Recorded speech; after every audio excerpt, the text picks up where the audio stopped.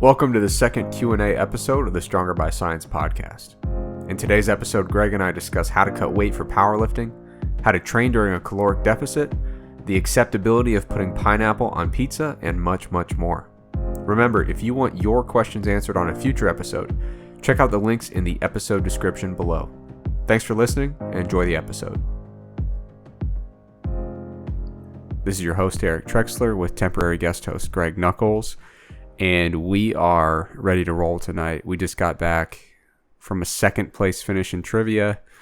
A lot of unforced errors. Probably should have pulled out the win, but second is better than usual for us, so we'll take it.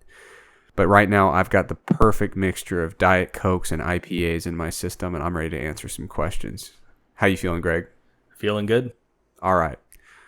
Let's get into it. First question by Juan Pierre. My question pertains to both true strength, 1 to 5 reps, and getting stronger in the 8 to 12 rep range. Very judgmental use of the term true strength there. Yeah. Very dismissive of higher rep ranges. Yeah. So he continues, according to what I currently know, these training parameters elicit certain fiber types and energy systems to be more dominant during their own phases. My question is, due to those differences, is there any carryover or need to develop strength in the 1 to 5 rep range in order for that strength to be carried over into the 8 to 12 rep range? The way I see it is that getting stronger in the 8 to 12 range would have better returns on hypertrophy compared to first getting stronger in the 1 to 5 rep range due to these energy systems requiring different stimuli, energy systems and fiber types. Oh, man. So there's several layers to this. One assumption here seems to be that different rep ranges train different predominant fiber types to different degrees. Another assumption seems to more or less be that getting stronger will either cause you to get bigger or at least help you get bigger. So I'm going to first address those two assumptions. The assumption that getting stronger will help you get bigger, I don't think is honestly that well supported.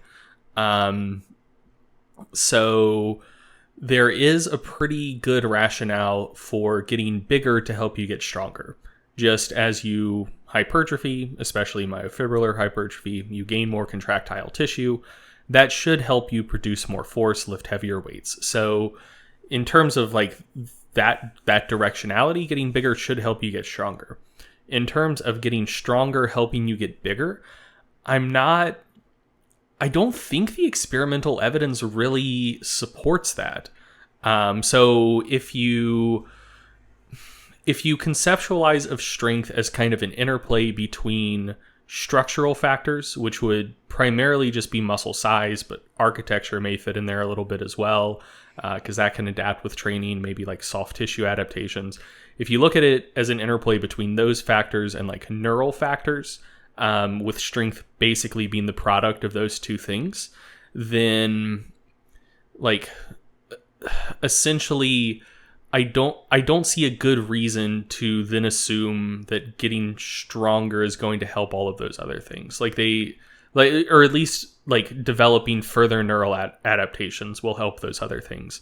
As long as your nervous system is to a point that you can actually recruit all or most of your motor units and take an exercise close enough to failure before form breaks down that you can like stimulate most of the muscle tissue, I can't think of a strong argument in favor of neural adaptations from low rep training helping with developing further muscle mass. And I don't think the experimental evidence is really there to support it either. If you look at the research on like comparing high load and low load training, people get way, way stronger if they train with heavier loads versus if they train at like 30-40% 1 rep max. But the hypertrophy seems to be pretty similar. So I just don't necessarily think that getting stronger is going to help you get bigger. I think more so if you're training for hypertrophy, you will also build some strength just as a natural byproduct of accruing more contractile tissue. But I think the causality there is primarily getting big helping you get strong, and not necessarily getting strong primarily here being neural adaptations necessarily helping you get bigger. Then the other assumption being that different fiber types contribute more or less to different rep ranges and different styles of training. There's also not great evidence for that. The only really clear, strong evidence I've seen that I actually trust is from a recent paper out of, I believe, Norway, one of the Scandinavian countries, but I believe Norway, where they had powerlifters do dedicated blocks of low-load training with blood flow hypertrophy. And they saw pretty clear preferential type 1 fiber hypertrophy in those studies. The next strongest evidence probably comes from a Russian group, two main researchers there being Natriba and Vinogradova. And I don't necessarily want to get into it too much here and now, but there's some methodological issues in those studies, and there are some issues in the methods that I simply don't think are physically possible. So I'm very skeptical of those studies. So basically, there's very scant evidence that like fiber type specific hypertrophy with different rep ranges is an actual thing. And the strongest and most direct evidence that we do have was on a specialized population, powerlifters, who, maybe have accrued preferential type 2 fiber hypertrophy over the years from doing like very, very specialized training, and maybe could get like some catch-up growth in their type 1 fibers. But that's a very special case. Compare that to a study by Morton et al., where they had people trained but more like intermediate type lifters training in the 8 to 10 rep range versus like 20 to 30 rep range. That study found really no preferential fiber type hypertrophy at all, like similar growth in both the type 1 or similar growth between groups in type 1 and type 2 fibers. So yeah, like I'm still skeptical of like different rep ranges affecting different fiber types differently in terms of growth. I'm skeptical of that whole idea being true in the first place, except under like special circumstances. So my thought here is kind of that you may just be overthinking it.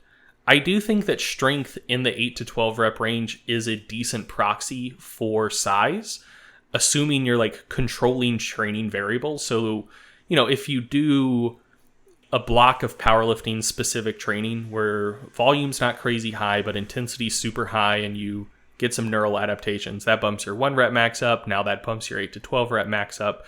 Maybe you're not going to gain much size in the process doing that, but if you're training mostly in moderate rep ranges and you're also getting stronger in moderate rep ranges, the assumption there is you're not doing specialized training that's going to cause a lot of additional neural adaptations.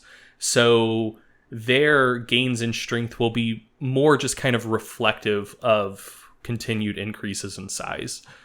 And so basically, to answer your question, one, no, I don't really think you need to do low rep training to boost strength in an effort to increase size.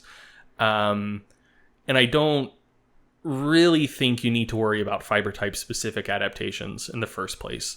I think that basically, if you want to cover all of your bases, do the majority of your training, like, between 2/3 and 3/4 in the traditional hypertrophy range of maybe like 6 to 15 reps per set.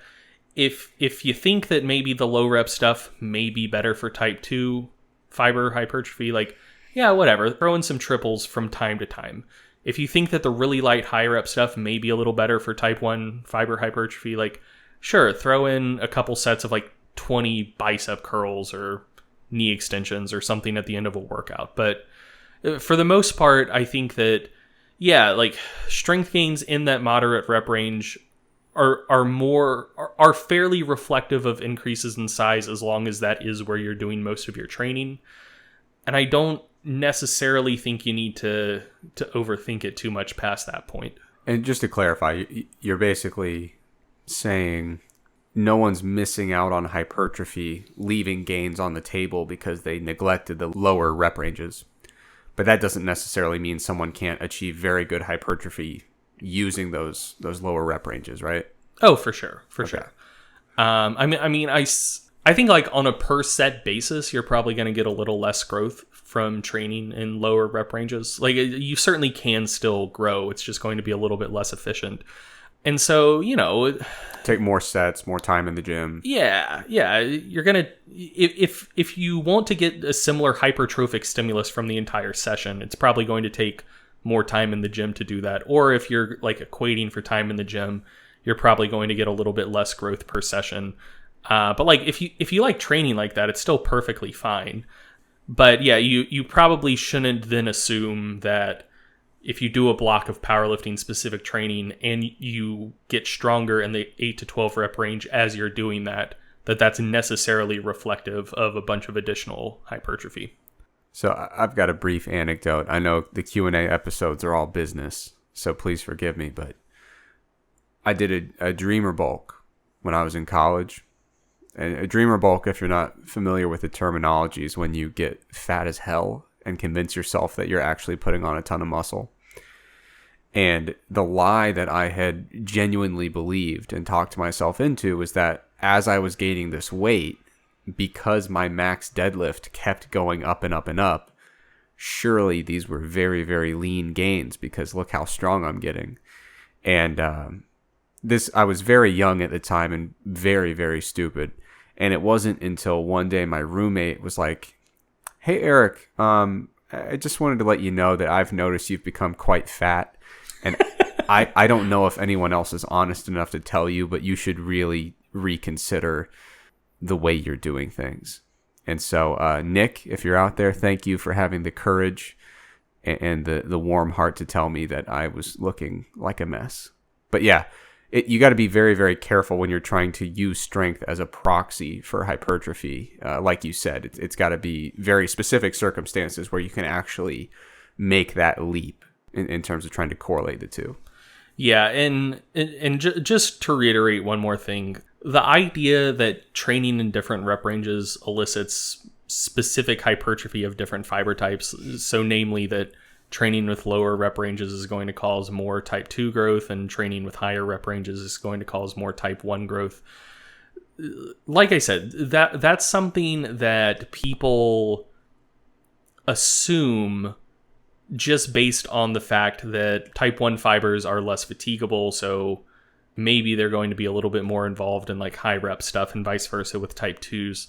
But I kind of think that you're covering all of your bases training in an intermediate rep range, because for the most part, those weights are going to be heavy enough that most of your motor units are going to be recruited from the very first rep. And certainly by the time you are approaching the point of failure, all of your motor units will have been recruited. And especially if you're talking about more like the lower intensity end of that range, so maybe like sets of 10 to 15, that may be getting to the point where it's light enough that you kind of have some motor units cycling in and out, which can be indicative of the fact that your type 1 fibers that you recruited initially in the set may have like reached the point of failure and more motor units need to be cycled in to pick up the slack. So essentially everything's coming to the party. Everything is being exposed to some level of fatigue in the process. So I just don't think you need to worry about specific fiber type specific hypertrophy to any meaningful degree. And 5 years from now, there may be a lot more research and I'll have to eat my words and we will have a very clear view of fiber type specific hypertrophy based on different training parameters, but we're just not there yet. And I'm skeptical that it occurs to a large enough degree for 99% of people to need to worry about. Okay, so our next question here is from James Wilson Arencibia. The question is, when on a calorie restriction, what does the research say in terms of muscle loss and training approach? ? Intensity over volume? ? Volume over intensity? ? Or just make sure you keep the weights the same on the bar? Question mark. So essentially, when you're in a calorie deficit, how should you train to try to minimize muscle loss? Should you try to prioritize volume more? Should you try to prioritize intensity more? What's going to give you the best bang for your buck for maintaining muscle mass during a cut? Yeah, so I mean, this is kind of the name of the game when it comes to bodybuilding and, physique and those types of competitions where you want to lose fat, which means you're going to be in a deficit, and you're trying to hold on to as much muscle as you realistically can. This is also one of those areas where smart people will actually still disagree. There's a lot of topics that pretty much everybody in the evidence-based fitness world, they're going to agree on it because there's a pretty decent amount of literature from which to draw conclusions. And usually when we're in that case, people can pretty much just sort out what does the literature say. And there's usually some lingering kind of tertiary questions that exist, but it's pretty much agreed on. This is one of those questions where there's not a ton because it's a pretty specialized instance of we've got people who are already muscular and strong. They're going into this deficit, and there are studies looking at like how do we maintain aerobic fitness adaptations on reduced volume or by scaling things back. Same thing in strength, significantly less when it comes to straight up muscle mass. Now, an analogous situation is looking at aerobic training adaptations. And what you see is to build up a really solid base of aerobic fitness, you pretty much have to put in the mileage. You got to do the volume to get up to a pretty legit base of aerobic fitness. But what we also find is during periods of detraining, if you maintain a little bit of high intensity effort, even with a drastically reduced volume, you actually do a pretty good job retaining a lot of those adaptations that were built by volume. There are also studies showing that when it comes to strength outcomes, during times of substantially reduced activity or training volume, even just a little bit of high intensity work can help preserve a lot of the strength adaptations. Whereas if you didn't include that high intensity work, the detraining would have happened substantially more rapidly. I am inclined to believe that muscle mass probably follows a similar pattern. That, in an ideal world, you would maintain your volume and your intensity, but that's not going to happen for 99% of people. So the question is, what's going to give? Is it going to be your training volume, or is it going to be your intensity? Because of those other patterns with different types of training adaptations, I'm inclined to believe that muscle mass would follow a similar kind of pattern. But more importantly, when I think of, the extreme, when you're deep into a contest prep, what are you realistically going to be able to do? So if you're deep in contest prep or very far into a weight loss diet, or you just have a very large caloric deficit, glycogen depletion is your life now. Like, this is who you are and how your life exists. Like, you do not have the glycogen to dig in for several sets of 12 to 15 reps. They're not going to happen. And if you talk to somebody who's been on kind of like in a pretty depleted state, whether it's acutely or chronically, it's the damnedest thing. But you're doing these sets and you're like, okay, time to crank out 12, and you get to 7 and they're just gone. And you don't have that normal like acidosis burn that's kind of telling you, okay, the set's about to end. It's just gone. And so it's pretty wild when it's almost like the lifter's equivalent of bonking or hitting the wall. You hear a lot of endurance athletes say once their glycogen depletes, it's like they feel like they ran into a brick wall. There's a very similar thing when you're in a pretty depleted state. So when I structure my training for, either when I'm chronically or even acutely severely depleted, I try to account for the fact that, glycogen depletion is probably going to be there. And there's some really cool research showing that glycogen, even if you're not fully glycogen depleted, glycogen depletion happens in a non-uniform manner. And there are different localized regions within the muscle cell where glycogen gets stored. And when we deplete glycogen, it seems to get depleted most readily, or, the first storage of glycogen to go from muscle is the storage that occurs right near the sarcoplasmic reticulum. And so when we initiate a muscle contraction, the sarcoplasmic reticula let go of a bunch of calcium, which is really the key cellular event dictating the generation of muscular force. So once that glycogen gets depleted, it looks like that starts to interfere with calcium release, which interferes with force production, which is you no longer completing reps, basically. Well, and something else you said there was interesting. So you said that like it's just gone before like the acidosis burn starts setting in. Yeah. The second site of glycogen depletion is the intramyofibrillar stores of glycogen. So essentially, like if you need to shift into anaerobic glycolysis to get some quick ATP to your myosin heads, that's the second thing to go. So like calcium handling starting to go down a downhill slide, that's not good. And then not even being able to get ATP like to the myosin ATPase, like that's also not good. And so like yeah, those are the two like primary driving things determining like, can I maintain force output during a set? Yeah. And regardless of how depleted you are, like those are the first places glycogen goes from. And if you're generally glycogen depleted, you just have less work you can do before those two localized glycogen stores are gone. Right. And so for me, I think based on the evidence available and based on the theoretical rationale, I try to say basically, how can I try to preserve some decent amount of training volume while not being overly reliant on glycogen stores that realistically aren't going to be there for me to lean on. And so what that ends up looking like is essentially slashing the volume a little bit, primarily by shifting toward lower rep ranges. And the goal is that in the process of doing that, theoretically, you can at least say, well, volume has been cut a little bit, but I'm still lifting some reasonably heavy loads.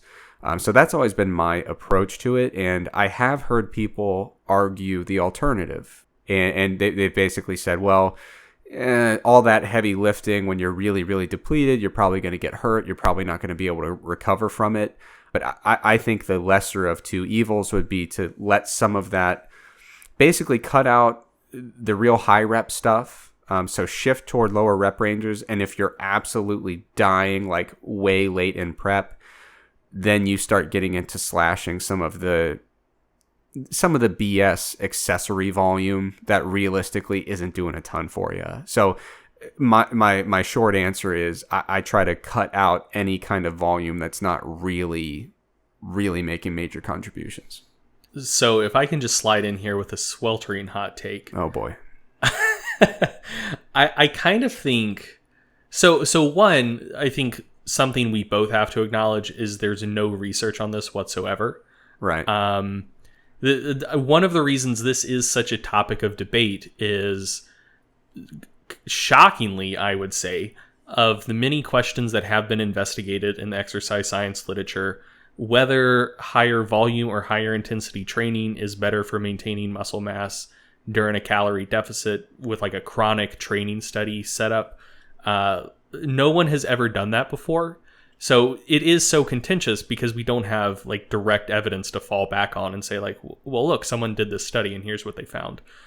So kind of my sweltering hot take is one of the things you see with calorie deficits. And this is coming from just general training studies when people are in deficits, and also from like the numerous case studies that have been done on natural bodybuilders and natural physique athletes. It seems like people are more or less fine and can maintain muscle mass just fine going from like normal body fat levels to normal levels of leanness. And then just like when people go from lean to super lean, everyone just loses muscle. Like it's pretty much inevitable. And so I kind of think that as long as you're doing something to maintain a stimulus, to maintain some of that muscle mass you have left, you're basically covering your bases. And past that point, like some of the muscle is going to go, but you're maintaining a stimulus to hold on to some, and like the details of that stimulus probably don't matter too much. And when I heard your answer, it sounded like you were more describing the type of training you could get in and still feel good about without just like hitting a wall and shit just falling off super, super hard. Whereas like just purely in terms of what's going to present your muscles as stimulus, I mean, if you did a weight that you could typically do for a set of 15 and you do like 15, 9, 4 or something like that because you hit that wall, I still think you'd probably be giving your muscles an adequate stimulus. You would just kind of feel shittier about it. And so I see the question more as like, what type of training can you do and maintain and feel good about to maintain some level of stimulus versus specifically what that stimulus is? I could see that being the case. This is one of those questions that you hear really experienced bodybuilders and scientists kind of argue about it in that weird circle of like 4 people who are competitive bodybuilders who give a damn about this question. But yeah, I mean, I don't think there's a clear-cut answer. I do think at the end of the day, it's getting in there and doing something that's hard and not a complete waste of your time. And I think it's the waste of your time factor where, like, you're right. Realistically, in that scenario, it's probably a fine stimulus. But it does feel pretty stupid to pick up a very light weight and do 4. So I think it's almost like preserving some kind of semblance of like tricking yourself into thinking this set's gonna matter. You know what I mean? Yeah. Like I'm doing good work here. Yeah. But yeah, that would be my approach to that particular question. I know a lot of smart people who would disagree with me, and that's totally fine. Next question is from Patrick. He says, what is the best training approach for explosive athletes? I train parkour and free running. I've been doing some complementary weight training in the gym.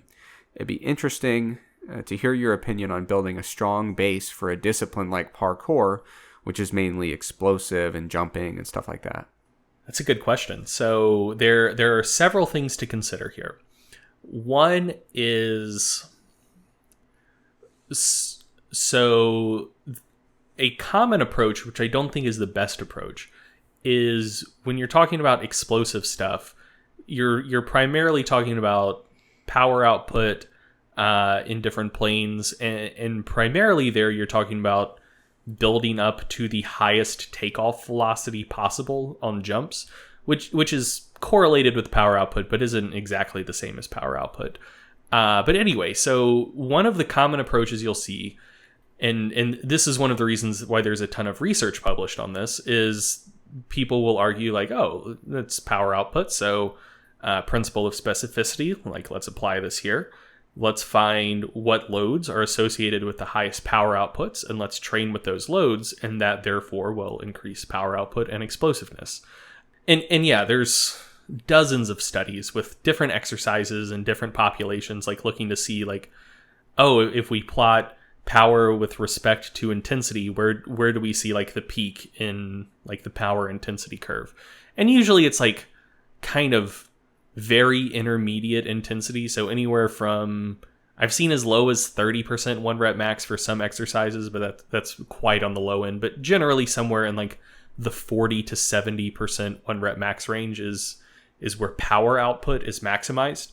So people say, oh, principle of specificity, like that's where we're going to train. There's more recent research looking more at training your weakness on the force velocity spectrum. So essentially, if you plotted the relationship between force output and velocity, it's going to be like a straight line with a negative slope, such that as force output increases, velocity decreases, and vice versa. And power output is going to be maximized somewhere in the middle of that curve, being the product of those two factors. And one of the things we see is like that line is pretty much just straight, like that force velocity continuum. And so rather than training for power, which is in the middle of that line, what you would have better bang for your buck doing is figuring out which end of that line is holding you back and kind of pull on that end of the line. And so if you're strong but generally slow, like if your maximal velocity with no load isn't great, then you would do more like pure velocity stuff. So we're talking body weight, like plyometrics, maybe really, really light weights, maybe even like lightened type stuff. So we're talking like using something like a reverse band setup to jump with less than your body weight so you can achieve higher takeoff velocities. So training the very far extreme velocity end of that spectrum versus if someone is already quite fast but weak, then you would try to pull out on the strength end of that curve and try to get them stronger. And so essentially this would make more sense if this was like in video format or like in an article, but why don't you do movements and I'll narrate with extreme detail? I'll try to do it. So you have like, ideally you want to have a line that is sloping down that intersects both the X and Y axis at a 45-degree angle such that it forms a right triangle. If there is a shallower slope, meaning that force is high but velocity is low, you want to pull up on the side of that line that's on the y-axis to kind of even it out more. Or if it's more of a steeper slope so that peak velocity is high but peak force is low, you want to pull out on the line where it intersects the x-axis to increase force output. What both of those things are going to do is increase like the elevation in the middle part of that line where power output is maximized, and that therefore increases explosive performance. And this isn't just theoretical, like there's research looking at this. So when we profile people and we identify the low force people versus the low velocity people, and we put them on a program that's tailored to training the extreme end of that force velocity spectrum where they suck, compared to a group of people who are just put on like a high power program which is training like the middle part of that relationship.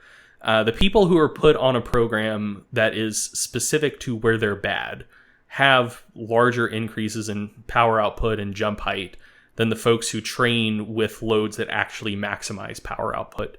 So yeah, that is the first thing I would look at. Just kind of profile yourself. And we could link a paper in the show notes that details how you would go about doing that, and kind of give some backup to what I've just been rambling about. But yeah, so profile yourself, figure out what you're bad at. If you're strong but slow, work on increasing peak velocity. If you're fast but weak, just work on getting stronger. And that's probably going to give you the most bang for your buck. Second thing is for someone doing parkour or really anything that's like heavily plyometric like that. One thing you need to potentially be concerned about is injury risk, because when you're coming down from extreme heights and trying to absorb that force, you need a tremendous amount of eccentric strength to do that. So I think it would probably be a pretty good idea to do like eccentric training, like eccentric overload training, just to make sure you have like a big enough eccentric strength reserve that you can, one, like acutely keep yourself safe and not sustain an acute injury, but chronically to reduce some of the wear and tear of that rapid eccentric loading. I find that the easiest way to get like eccentric overload stuff is just doing stuff in a gym with a partner, and either you load a lot of weight, and like your partner helps you get the weight up and then you lower it yourself eccentrically under control, or the other way around where you have a generally light weight that you're lifting and you lift it up yourself and then your partner like pushes down on the way down to cause an eccentric overload. Or if you're by yourself, a lot of exercises allow you to do the concentric with like both limbs and the eccentric with just one limb. So take a knee extension, for example. You could do the eccentric part with just one leg and then use both legs to kick back up to the top for the concentric to essentially allow you to lift heavier weights than you typically would be able to with just one leg and get some eccentric overload. So I think that regardless of which side of the force velocity spectrum you fall on, getting some specific like eccentric overload work would probably be a pretty good idea for longevity. But in terms of pure performance, the force velocity profiling stuff is very, very clutch. Find what you're bad at and focus on improving that. And that's probably what's going to give you the most bang for your buck. And it's going to be different person to person. I would say in the strength and conditioning world, specificity is one of those things where you find people kind of missing the mark on both sides of the spectrum. So there's like a small but somewhat vocal group of people who it's like, listen, if you squat heavy sets of 5, surely you'll be physically prepared for whatever life might throw at you. Like they're the complete non-specific, just if you can squat, pull, and press well, you're gonna be fine. And for a lot of sports and activities, that just doesn't make sense. And then there's the other side of the spectrum where people are like obsessed with specificity. And so they're like, well, whatever my actual activity is, I'm just going to load it. And so what they inadvertently do is make an explosive athletic movement into a slow, trained to be slow, slightly more resisted movement, which again is not helpful. Like when you see somebody doing like weight resisted punches, just training themselves to punch slowly. Well, I mean, so like it depends. If the loading is small enough that it's just introducing like a small change, like that can be good. So like a classic example here is like resisted sprints. If you just load a little weight on a weight sled and sprint against it, that can help people improve speed. Or if on the opposite side of things, if you want to do like downhill sprinting for overspeed work, like a slight decline can be good. But sometimes people can take it too far and it's like, okay, let's sprint down a 30-degree incline, or let's load up like 400 pounds on a pulling sled and pull it at 4 miles an hour and say it's speed training. Right, yeah. Moving on, this is a really controversial one. I'm kind of hesitant to get on the topic. Zach asks us, does pineapple belong on pizza? What do you think, Greg? Oh, for sure. Really? Yeah. Are you against pineapple on pizza? I mean, and by the way, for those who are listening, if you don't know this, Greg is definitely the culinary expert of the team here. He's quite an expert in the kitchen, honestly. My thing about pineapple on pizza is I think that people should have the freedom and the right to put pineapple on a pizza, but I don't want anything to do with it. I don't like any sweet ingredients being... And there's too much moisture, too. Too sweet, too much moisture. So, one, I think it depends kind of what your idea of a pizza is. I mean, it could be an utterly ludicrous proposition if you have the idea of pizza that's like a traditional Italian pizza that's just like sauce, cheese, and like maybe basil. And the sauce also isn't super traditional. A lot of times it's just cheese and basil, and sometimes it's literally just sauce. Like that is a traditional thing as well. Yeah. So really when you're getting to toppings past that, then you're already getting away from a lot of what a lot of people's like platonic ideal of a pizza is. But I think if you're talking about like Americanized pizza, I don't think there's anything that particularly strange about it. Like essentially you're trying to balance some sweetness with some savoriness, often with like a little bit of heat as well. You know, a little bit of red pepper flake, a little bit of heat from like charcuterie. And so like and especially like if we're talking like just straight up like American pizza, oftentimes you're dealing with a pretty sweet tomato sauce. Like a traditional tomato sauce is typically like literally just tomato, sometimes tomato and like a little basil, garlic, a little salt, maybe a little olive oil, but certainly any sweetness that's going to come from it is just going to be from the tomato. Most American tomato sauces you'd put on a pizza are pretty heavily sweetened already. And so you have like more of an aggressive interplay between like sweetness and saltiness already, between the salt and the cheese.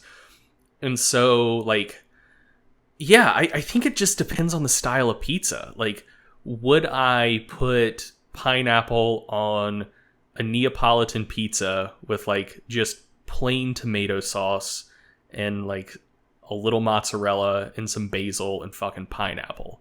Hell no. That it doesn't work in that context at all. Yeah. But if you're talking like what you're going to get in most American pizza joints, like it fits right in. Like it adds another sweet element to the dish, especially if you're balancing it off of like the most common thing it would be paired with is Canadian bacon, which is like that adds another salty element balanced out by the sweet element of the pineapple. Like I don't think in that context it's that out of left field. So just to give context on my pizza background, most of the pizzas I've bought in my life came from a place in Columbus, Ohio that operated out of a gas station. So maybe I just wasn't getting the most fresh pineapple. Maybe that's the problem. Wait, you were getting like frozen pineapple? I don't know. Well, first of all, I wasn't ordering it there, but I don't have faith that would have been a fun experience. Oh, I gotcha. Yeah. Now, on to an actual somewhat relevant food question. Pedro asks, chicken wings, thighs, or breast? And I know we're going to disagree on this. So I know Pedro, and I feel like I know what Pedro would say. Me and my wife and Cody Lefevre actually stayed at Pedro's place for a night in San Diego back when I lived in California. And he took us on just an utterly fantastic bar crawl of San Diego. Like we started drinking probably at 11 a.m. and were at it until like late that night. And San Diego is such a good beer town.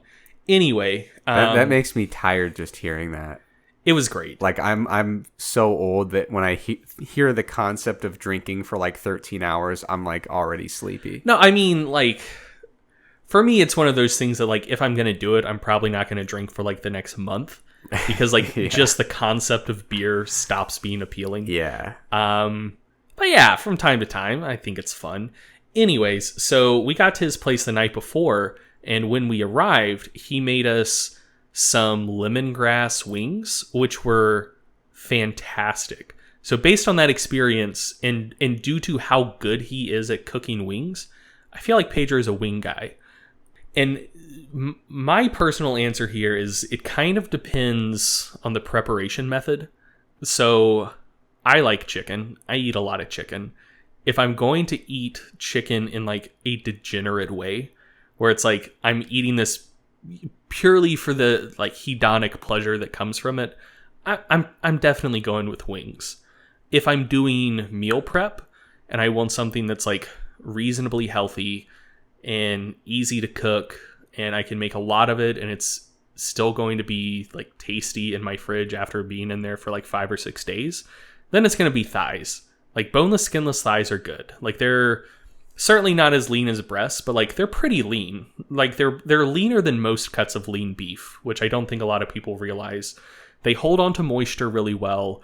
They're really easy to grill without drying out. They're really easy to bake without drying out. They keep really well in the fridge. Of the 3 options, I definitely eat more thighs than anything else. But then if I'm being like really bougie and making like a chicken meal for myself and my wife, my go-to is probably going to be like a spatchcock roasted chicken or maybe like a whole smoked chicken. And when you do it up like that, the breast can be absolutely fantastic. If you're cooking it low and slow, or especially smoking it low and slow, and like the fat from under the skin can seep into the breast, and you spatchcock it. So what that means is you just cut the spine out of the bird, so you can like lay it down flat, so it cooks a little faster.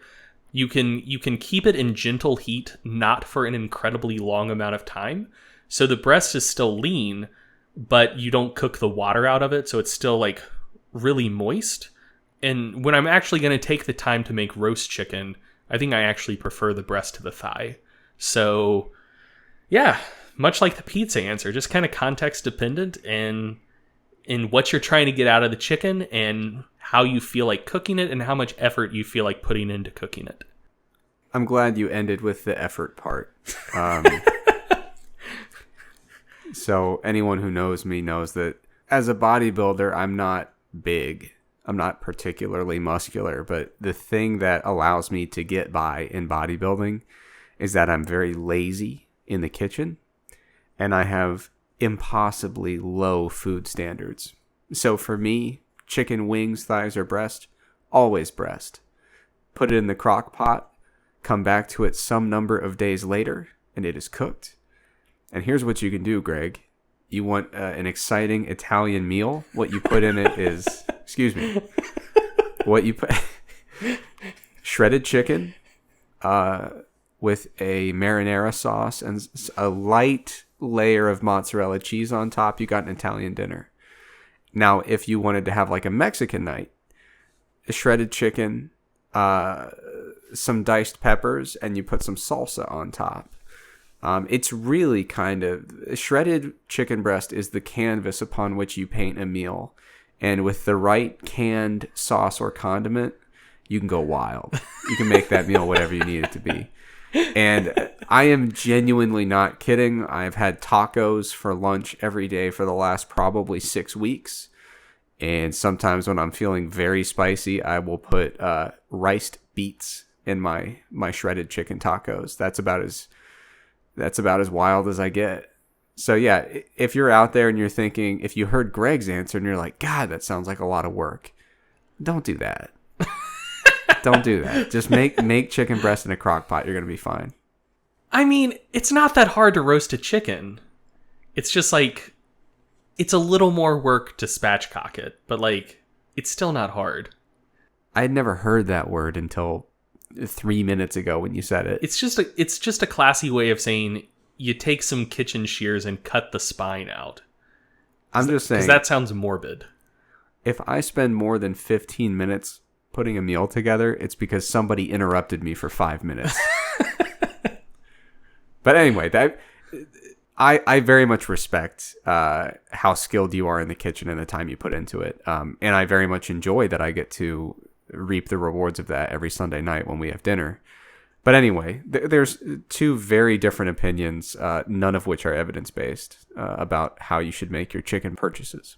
Okay, next question is from Alex. If I have to cut weight for a powerlifting meet, what's the best way to go about it in terms of performance? Let's say I'm 10 pounds over and I have 16 weeks to go. It's probably a good spot to be in.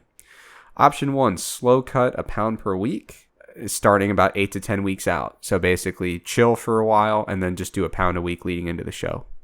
Option 2, do that cut the first 8 to 10 weeks and then just maintain weight going into the show. And then option 3 would be just chill for 15 minutes and do a big water cut at the end. I'll take a crack at this and then I want to hear your thoughts on it after, Greg. My thing about water cuts, my concern is you don't want to just throw that in not knowing how you perform in that context. So there are some people that can do a sizable water cut and still perform pretty well. Everybody's got a number that it's like, if I water cut X number of pounds, I'm fine. If I cut X plus 1, I'm done. Like I'm screwed. Yeah. So you want to make sure that it's almost like with bodybuilding with a peak week strategy. You never want to try it the first time when it matters. So generally speaking, I don't advocate particularly large water cuts. And that goes back to when I coached wrestlers. I didn't like my wrestlers doing large water cuts. And I often just advised against them. So with powerlifting, it depends on your body size. It depends how well you can accommodate water cuts. But for me, if I was a person competing around... And it depends whether you're doing a meet with a 2-hour weigh-in or a 24-hour weigh-in. Absolutely. Because those are very different beasts. Absolutely. With a 24-hour weigh-in, there is a lot of flexibility. Yeah. You can get away with a lot. If someone wants to cut 10 pounds and they have a 24-hour weigh-in, fucking be my guest, man. Like, that's not going to be a fun water cut, but like, pretty much everyone's going to be able to pull it off. You got plenty of time to eat and rehydrate. Like, you'll be fine. A 10-pound water cut with a 2-hour weigh-in? Who, buddy? No. Like, that's going to suck. And you might be fine later in the day by the time deadlifts roll around, but, like, squats aren't going to go well if you're water cutting that much. Yeah. Now the approach here that I would probably be least fond of, the water cut, again, we already talked about the factors that go into whether or not that's an advisable approach. Obviously, don't do anything stupid. Don't get yourself hurt. Don't end up in the hospital. I'm not fond of the idea of cutting for the first 8 to 10 weeks and then just staying there for a while. To me, that's kind of the worst of both worlds. You took the time and patience to go through the cut, and then you just waited there for 8 to 10 weeks and were kind of miserable. In my opinion, that's kind of probably the least advisable approach. What I would often do for most weight class sports is generally do a slow cut until you get within your comfortable striking distance for a water cut. So like for me, if I were to compete around, 180 pounds, I personally wouldn't want to do a water cut of more than like 3 to 5 pounds. So what I would do is I would do a nice slow cut and I would time it up so it's nice, gradual, linear weight loss and kind of shoot for within, maybe 2 weeks of the meet, getting to my comfortable weight that puts me in striking distance.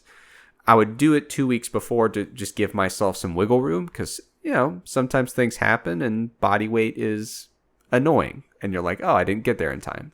So my approach would be generally do a nice, comfortable, linear drop. And once you get to that place where you're within a water cut striking distance, I would just chill there. But I wouldn't plan to get there too far out ahead because now you're just holding weight that, it's not your natural weight. It's not the weight that you enjoy being at. Yeah, and I think that's another key consideration. Like you mentioned natural weight. I think that another important consideration is where you see yourself being weight-wise after the meet. So, for example, if you're, if you weigh something and it's heavier than you would ideally like to be, and you're thinking like, I want to move down a weight class and stay there and maybe eventually move down 2 weight classes because I have a considerable amount of fat to cut, then I would approach that differently than, if you're like quite competitive and your natural walking around weight is 215, but you compete at 205 in powerlifting, then, after the meet, you're probably going to be getting back up to 215. And so you probably don't want to cut early and maintain an unnatural weight for multiple weeks leading into the meet, which is far away from where you feel good and comfortable, and then, have to move back up after that. So if someone is like actually trying to decrease weight and wants to be like at the weight that their meet is at or below that weight for, an indefinite period of time after the meet, then I would say go ahead and take care of the cut on the front end and go with that option 2, the slow cut for the first 8 to 10 weeks and then maintenance after that. Because, then at that point, kind of your true body weight is the competition weight. And if you want to keep moving lower after that, then you're kind of taking what amounts to like a 6-week diet break, competing at the top of that weight class and then continuing to move down after that. That's a good point because I answered under the assumption that you are not now just assuming a new body weight. Yeah. I was under the assumption that you're going back to normal after the meet. Yeah, for sure. And if that is the case, like if the weight you compete at is below what your natural body weight is and you're planning on getting back up to your natural weight after you compete, then I very, very much agree with what Trek said. Okay, moving on to the next one from Alex.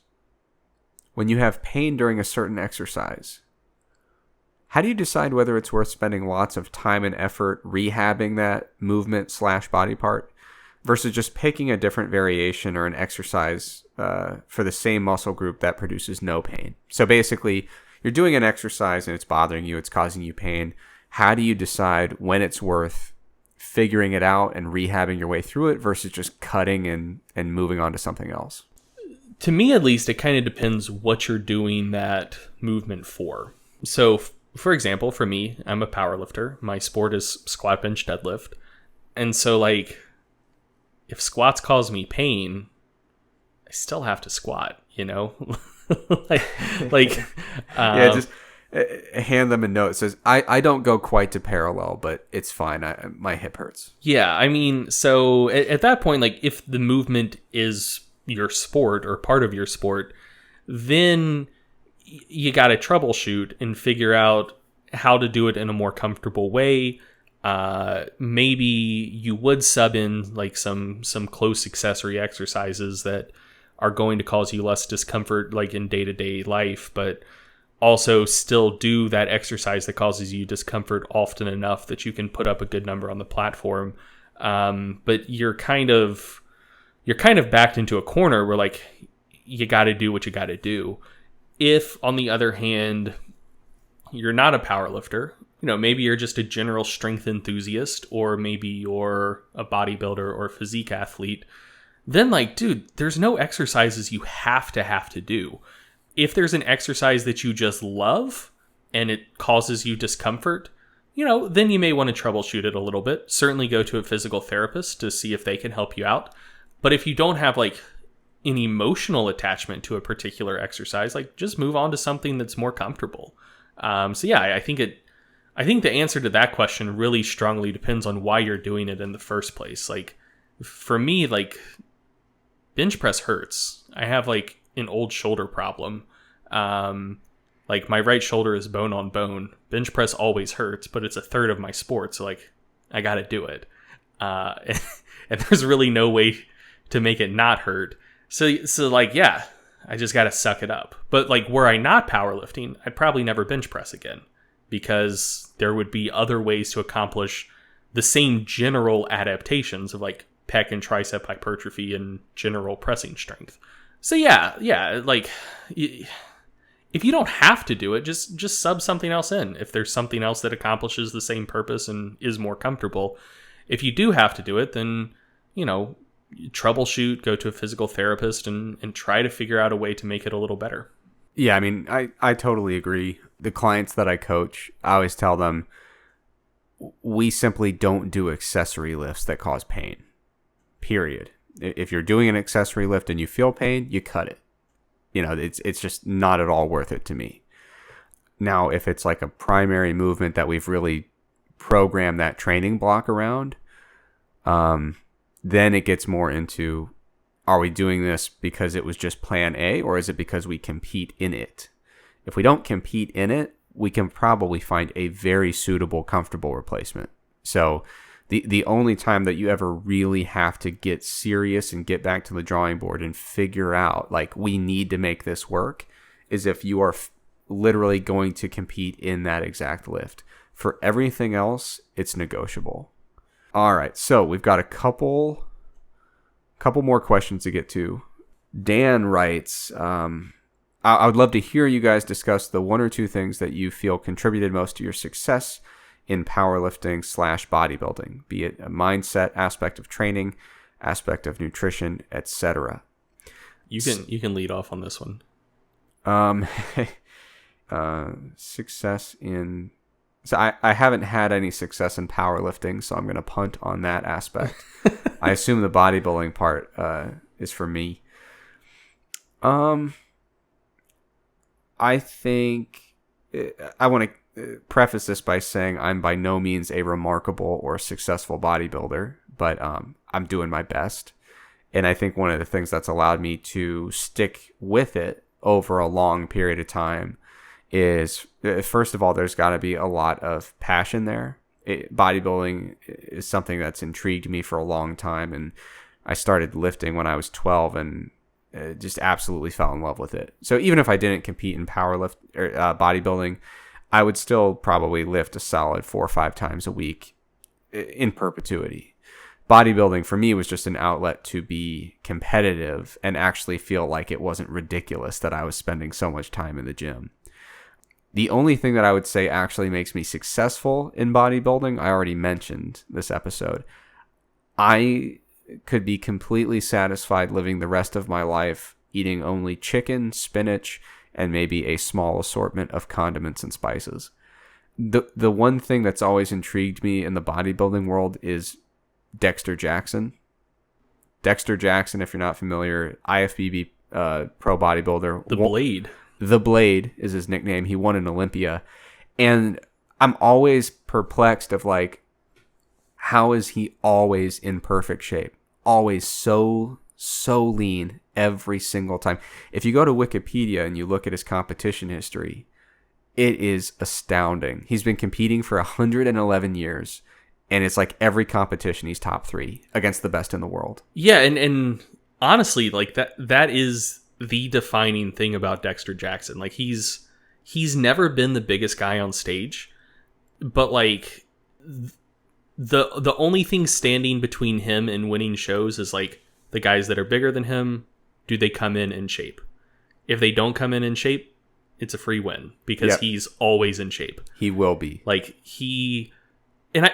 dude's like you said, he's been competing for over 100 years. It's crazy. Every year you're like, this is going to be the year he falls off. Yeah. It's not. He's quite old. And especially by like pro bodybuilding terms, like those guys don't have a long shelf life typically. They don't. But like dude's been at it forever and he brings a great package every single time. Like always on point. Yeah, but I remember you and I ages ago were discussing Dexter Jackson and we were just kind of like, what the hell's going on? How is he this good? Always perfect. And you basically put forth the theory that he is just most capable of what bodybuilders call embracing the suck. You know, when you're deep into a preparation for a competition, this is going to suck. And your food choices are going to suck. And you're going to be tired and lethargic. And you're not going to feel good. And a pretty large part of success in bodybuilding is how do you face that challenge? Physically, there's really no choices to be made. But kind of more mentally, are you comfortable with that, and can you find some weird kind of fascination with it? And so for me, being a person who studies physiology, I think it's wild. I think it's kind of cool, to be honest. That doesn't make it feel any better, but if I were to say there's anything that got me from being an absolute trash bodybuilder to an okay bodybuilder, it's the fact that loving it keeps me in the gym. Having absolutely no food standards keeps my diet pretty all right. And then the fact that I genuinely have a fascination with all the crazy stuff that happens late in prep when your body is essentially like shutting down. Basically, there's a few ways to view that. Not many of them are good. But I think if you can somehow find a way to get some kind of fascination from it, it makes it slightly more tolerable and you can embrace it. And that's pretty much it for me. Fair. For me, and this probably isn't the answer that Dan was looking for. I mean, like genetics, like honestly. So, I mean, the dirty secret here is that everyone who has attained a high level of success in any sport was very genetically gifted for it. And like, I mean, I know how much work I've put in to get good at powerlifting, but 99+% of people could do the exact same stuff I've done and not ever lift the weights that I've lifted. So like, yeah, dude, like I picked good parents and I can admit that to myself. And anyone who has attained like a similar level of success or more success that says that, or like who won't admit that like having a really good genetic draw was a major part of that, they aren't necessarily lying to you because they very well could believe the things that they're saying, but they're mistaken. Like they're either lying to you or they're wrong, but in a more innocent way. So yeah, like, I mean, that's the biggest thing by far. And then past that, I think one of the things that has helped me is like I'm a little crazy and don't really give that much of a shit about anything in the gym. And the times that I've made the most progress have tended to be the times that I've just had like some wild idea and it's like, well, I don't know of anyone else doing this, so let's give it a shot. So like when I went from being like a good lifter to like a quite good lifter was when I tried like Bulgarian style training for the first time. So like inspired by Abhijayev's system he did with his weightlifters. And so I was working up to a max on some sort of squat and some sort of bench twice a day, every day. And then doing like bodybuilding or like athletic type work most days of the week as well, like in a third workout. And like I was told that that was bad and that I'd hurt myself and burn out, but like one of the things that helps me is like I'm a power lifter because I like lifting heavy shit, and maxing is like the ultimate way of lifting heavy shit. And so when I saw like, oh, there's a training system that revolves around maxing all the time, like, hell yeah, sign me up. Like, let me give this a shot. And like, I can't think of a time that I've loaded a weight on the bar that scared me. And I think that that's a big thing as well. I think a lot of people have mental blocks where they'll unrack something and it'll feel really heavy in their hands or feel really heavy on their back. And like, they've just failed before they even attempt the lift. Like, it just gets in their head. Or like, they'll get scared of just seeing a weight on the bar. And realistically, like, honestly, that just doesn't happen to me. The closest thing I can think of was when I was messing around one time with, I was using a heavy band set up like a slingshot. And like, if you guys don't know this, before like slingshots were a thing, people did like literally the exact same thing, but they would just take like a resistance band and like double it over and put it around their arms, and it accomplished the same thing as a slingshot. But Mark Bell found a way to like make a product for that and monetize it, so good for him. But yeah, like a heavy band is going to give you a lot more assistance than a slingshot will. So I was playing around with that one day, and I mostly only used like the medium bands, and with those I would work up somewhere in like the low to mid 500s. But I put a heavy band on and got up like a little over 6, and like that just wasn't a weight I'd touched before. So like when that was lifted out to me and I felt it in my hands, I could like feel the bones in my forearm flex a little bit, and that scared me. So you felt your bones bowing under the pressure, dude. Like that's a thing. Oh my god! It's not like super common, but occasionally you'll see like multiply bench pressers, like their forearm just snap in the middle of a lift. Man. And like they're generally safe because they work up to those really heavy weights like gradually over time. But I went from like never having touched more than like maybe 530 to like, let's load 6 on the bar. And so my bones were not adapted to that type of stress. And that's literally the only time I can think of that I've even been like a little bit afraid of a weight. And so like I picked good parents. Like everyone on my mom's side of the family is like super strong. Like whatever I did, I was bound to at least have some level of success in powerlifting. And then I just don't have like the mental blocks affecting me that affect a lot of people, because like I'm a little bit crazy and weights just don't scare me. Like it's either going to go up or it's not. And especially after doing Bulgarian, like I failed so many lifts that like I know how to bail. I'm not going to hurt myself failing a lift. So like what's there to be afraid of, you know? Yeah, back in my powerlifting days, I would bail on squats all the time. I failed on squats all the time at like a commercial campus gym. And every time it was like the people around me, very well intentioned, thought it was like a catastrophe. Every time it happened, I'm like, dude, this is just how it is now. Like, I'm just stupid, so I fail all the time. It's all right. So I understood their concern, and I appreciated it because it was it was good intentions. Like, dude, you okay? And like, yeah, I just drop bars a lot, Now, when you were doing the Bulgarian method, those 3 sessions a day, how much time were you spending in the gym every day? Like literally the whole day. So I was working at Mash Elite Performance at the time, and there would occasionally be some people like coming in throughout the day for like one-on-ones, but the big times were like in the morning. Like adults would come in before work, and then the main coaching I was doing is like group coaching for like youth and like high school and some collegiate athletes, and they would be coming in from like 3 to 6:30, give or take.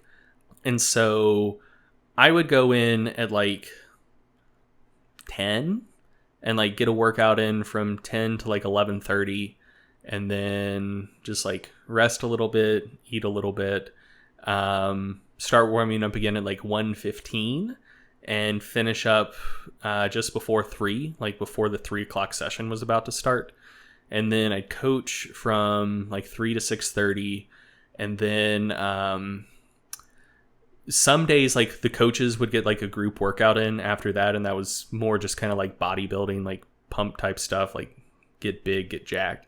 And sometimes my wife had an internship at a local newspaper. She would come in after work with her sister who was training for volleyball. And so I was also like training them, and I'd be like training them and also doing their workout along with them.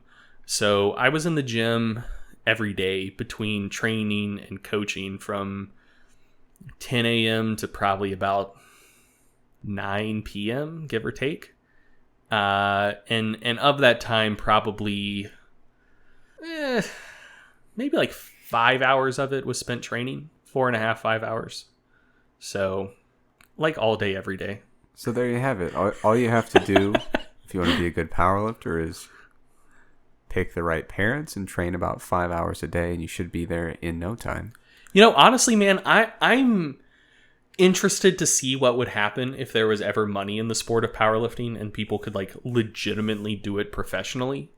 Like, obviously there is a finite amount of time in the day that one could train without just like way overdoing it and like eventually breaking down.